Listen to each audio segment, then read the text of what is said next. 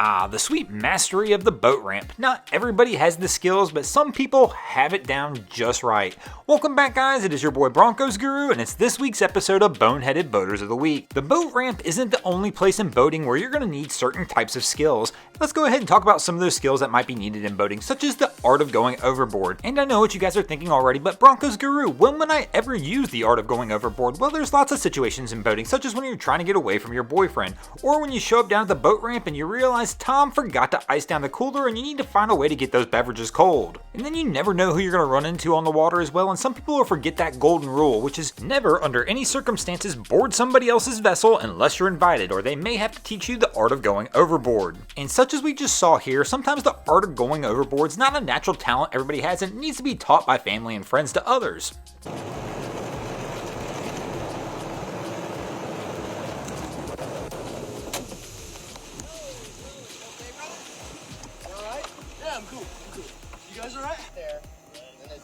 Right there. Dude, that was awesome though, man. We're gonna have to move on. That was a straight toss across. Dude, I didn't even take a full. See, that's why I normally go to this side. Well, see, what I think happened is I think you didn't think we were gonna turn. You weren't really like holding on, man. Dude, that was awesome. Dude. Jesus Christ. Oh. Some people have the skills to pay the bills though, kind of like this gentleman here who actually takes the art form and turns it into a tandem event. Some people even use props, like this gentleman here who decides he's going to use his fishing line, get it caught, and go ahead and reel himself into the water, really improving that art of going overboard. And then we have the art of the full send. This is one of my favorite ones and many people have perfected this. We got some really skilled people here, kind of like the way they full send this boat right down the middle of the street.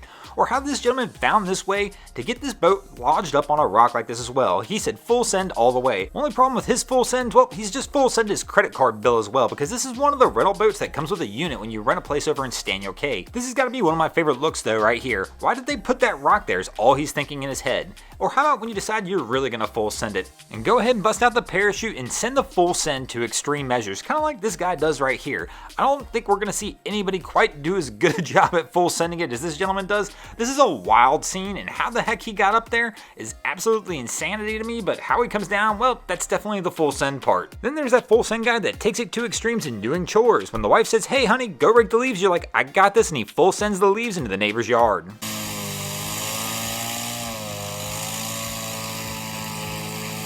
While some of the people in the past two sections we've watched have mastered their art forms of boating, there are other people who have not. Balance is an important part of boating. The way you balance your boat is going to dictate how your boat performs, whether it be out on the water, sitting on a trailer, sitting on a dock, sitting on a boat lift. If your boat is not balanced correctly in any of those situations, you're likely going to have some trouble. And once trouble gets started out on the water, it gets difficult to get things turned around, kind of like we're seeing right here. But I really don't understand this one. I don't know why this guy thinks he's going to be able to shift his weight and get this balance back right, but even scarier is why this guy thinks this is a good idea to be on the inside of this vehicle as this thing's starting to go over. And this really is just showing one of the reasons why balance is so important in every aspect of everything you're doing while you're out on the water. It only takes a little bit, just a little off balance, things will go wrong and there's just no recovering. But when you find that perfect balance, things just work. Even if it's things you never thought you would see or things you never thought you could make happen. Like what Billy says, hey, let's grab the wheelbarrow and turn it into a boat. You slap an outboard on the back of that thing and you're on your way. Thanks for watching, guys. I hope you enjoyed this week's episode of Boneheaded Boaters of the Week. If you ever see anything crazy happening on your waterways, be sure to hit me up on Facebook or Instagram and let me know, and you might see your stories over here. Just like Richard Oakleberry, Charlie Burns, and Kashiba95 did this week. And if you haven't already, go ahead and drop an anchor on the subscribe button. If not, we're coming to steal your drain plug.